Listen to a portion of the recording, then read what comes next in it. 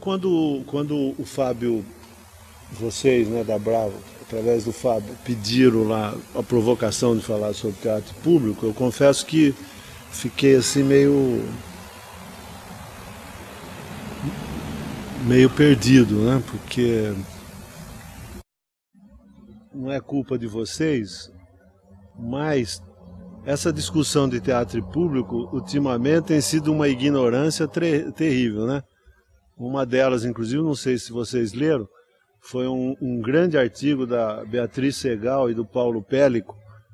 Paulo Pellico é um cara que acha que é empresário, e a Beatriz Segal, vocês sabem quem é, porque ela faz novela. Ela gostaria que eu falasse que ela faz teatro, não, mas ela faz novela. E eles então discutiram teatro e público, uma coisa até que é interessante ser discutida, mas como se esse fosse o problema do teatro, para falar mal do meio ingresso, do qual também eu sou contra. Porque esse meio ingresso em São Paulo foi instituído por um cara que se chama Jamil Murad, guarda o nome desse canário, porque não, agora ele é vereador do PCdoB, porque ele gosta de gozar com o pau dos outros, né? Ele deu meio ingresso, mas ele não deu subsídio nenhum para quem tem uma sala de espetáculo como a nossa. Então o meio ingresso para o Alfa Real não significa nada, porque se o ingresso inteiro custava 80, se ele vai ter que pôr meio ingresso, o que ele faz? Ele põe um de 80 a 120 e põe o meio ingresso a 60, ele continua ganhando o mesmo dinheiro, concorda? No entanto, por exemplo, como isso gera reivindicações idiotas, por exemplo, lá no Folias, por exemplo, tem antigamente tinha um preço só, agora a gente foi obrigado a pôr o preço inteiro, meio ingresso e os moradores. O cara chegou lá, só tinha um preço do ingresso, que acho que era R$5, ele exigia o meio ingresso, ele queria pagar R$2,50. Salvo que quase ele tomou umas porradas, né? Ele desistiu no meio disso de ver o espetáculo, que foi bom pra gente, porque é de uma ignorância total. Mas o que eu estou querendo dizer é que eu fiquei pensando como é que a gente poderia tocar esse assunto do teatro público, apesar, às vezes, do tratamento da imprensa ser idiota, de algumas pessoas que mexem com teatro também ser idiota, ele tem sentido, né? Cada teatro, no fundo, vai ter seu público.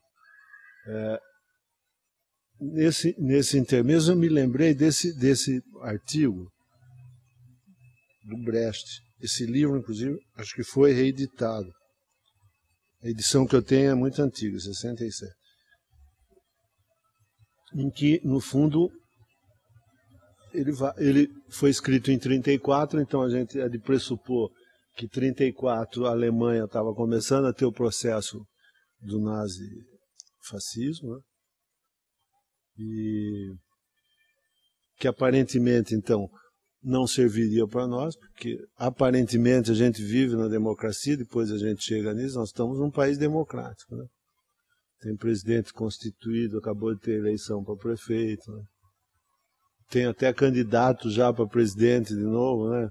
A moça lá da plástica e a múmia que anda, que é governadora aqui desse estado. Então, aparentemente, a gente vive em democracia.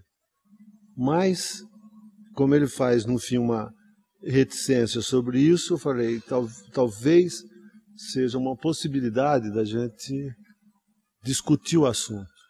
Porque não são perguntas que a gente também faça a nós mesmos no dia a dia. Então, a única coisa, vou só ler aqui o que ele escreveu, depois a gente começa a conversar, né? Então, a citação do Brecht é assim: quem nos dias de hoje quiser lutar contra a mentira e a ignorância e escrever a verdade, tem de superar ao menos 5 dificuldades. Deve ter a coragem de escrever a verdade, embora ela se encontre escamoteada em toda parte. Deve ter a inteligência de reconhecê-la, embora ela se mostre permanentemente disfarçada. Deve entender da arte de manejá-la como arma, deve ter a capacidade de escolher em que mão será eficiente, deve ter a astúcia de divulgá-la entre os escolhidos. Essas dificuldades são grandes para os escritores que vivem sob o fascismo, mas existe também para aqueles que fugiram ou se asilaram, e mesmo para aqueles que escrevem em países de liberdade burguesa. No artigo dele, no fundo, que depois vocês veem que eu não cito mais o Brecht, talvez seria melhor ter dado o artigo para vocês do que tentar escrever, né? Quem sou eu para escrever? Mas, no fundo, eu falei, bom,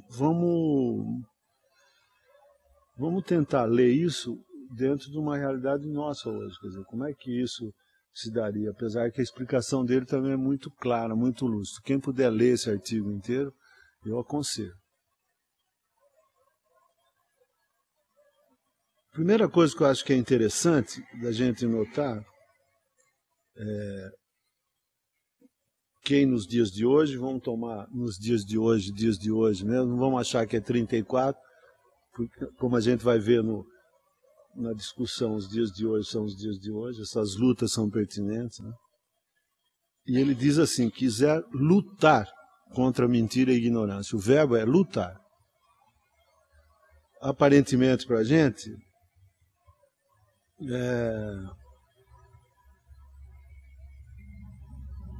para a maioria das pessoas que fazem teatro, esse verbo não seria apropriado, né? Porque são poucas as pessoas que têm consciência de que, como a gente vai ver depois na conversa com todos nós aqui, que o teatro, assim como a produção cultural de alguma maneira, deveria ser em geral, o cinema, a literatura, as artes plásticas, a música, né? Talvez fique mais claro quando a gente vê o hip hop, esse verbo lutar é mais claro hoje em dia. Mas é uma luta ideológica que se dá socialmente, né? Ou seja, para quem quer,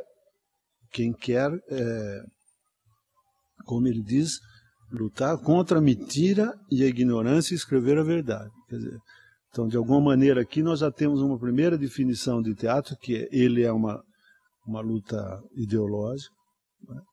E ele é uma forma de conhecimento, porque ele luta contra a mentira, conhecimento é isso, é uma luta contra a mentira, não é isso? Quer dizer, se você pegar lá, antes de ter descoberto o vírus, por exemplo, pelo Pasteur, doença poderia ser de Deus. Aí ele fala, não, isso é um bichinho que se desenvolve, não é Deus, né? Isso é contra a mentira. E a ignorância, porque ele luta, o conhecimento luta contra a ignorância. A ignorância, por exemplo, eu estava vendo outro dia na Jovem Pan, eles têm uma parte histórica deles que eles mostram alguns spots de rádio. E o cara estava dizendo o seguinte, a indústria farmacêutica, para vender remédio, ela muda o nome da doença, né? Então chegou uma época que os caras, para vender remédio, mudaram. Dor de cabeça passou a ser cefaleia. E aí o cara fez uma pesquisa e ninguém sabia o que era cefaleia. Então o cara fez um spot de propaganda sobre o remédio contra a cefaleia, que ele perguntava para o nego na rua, fazia uma pergunta o que era cefaleia. Então o nego perguntava assim, cefaleia pega em lugar público? Fazer sexo dá cefaleia? Ninguém sabia que cefaleia era dor de cabeça.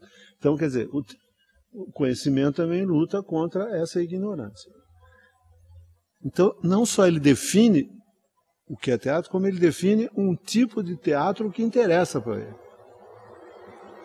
Um teatro que é luta, que é conhecimento, né, que gera conhecimento, e não especificamente nesse texto, mas em todos os outros deles, quer dizer, vale para esse, está pressuposto nele, é diversão.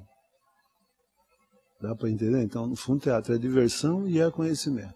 E como conhecimento, ele empreende uma luta contra a ignorância e a mentira. Se ele também é um teatro que pressupõe que o verbo é lutar, ele luta contra alguma coisa, né? Ninguém luta contra nada, não sei se foi esquizofrênico. Mas o esquizofrênico luta com as vozes, né? que ele escuta. É uma doença horrível, a pior doença que tem. Todo mundo que tem algum parente que tem esquizofrenia diz que é uma doença horrível. você luta, então você tem que ter um opositor. Quer dizer, então é um teatro que veio para combater um teatro que a gente pode pressupor que alimenta a ignorância e alimenta o desconhecimento. Então você vê que numa pequena frase tem um universo de coisa que está colocado para a gente, né?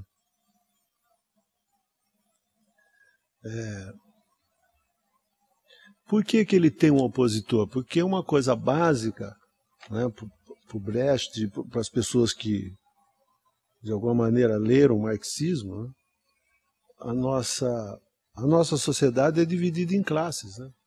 Apesar de que hoje ninguém mais fala nisso, né? Tem até lá um americano, Fukuyama, diz que a história acabou, chegamos no último patamar do desenvolvimento humano, né, dos sistemas sociais, coitado. Ele falou isso, agora deu essa crise financeira, ele se estrepou, né? Porque o mercado que se autorregula, viu que regula na ladruagem, né? Ele se regula como PCC, se regula para ele mesmo, né? Você vê que entre o PCC e o pessoal das financeiras americanas não tem diferença nenhuma, né? Ou alguns políticos aqui, né? Como diz lá o Jarbas Vasconcelos, não é só do PMDB, mas tudo bem. Então, ele pressupõe que ele está fazendo teatro, que há interesses diferentes, porque há classes diferentes. E as classes pensam diferentemente. Essa noção cristã que querem passar para a gente, que não, há uma possibilidade de todos nós darmos a mãos e caminharmos junto pela paz contra a violência do adolescente, né? É só ir aqui no Jardim São Luís ver como não funciona, né?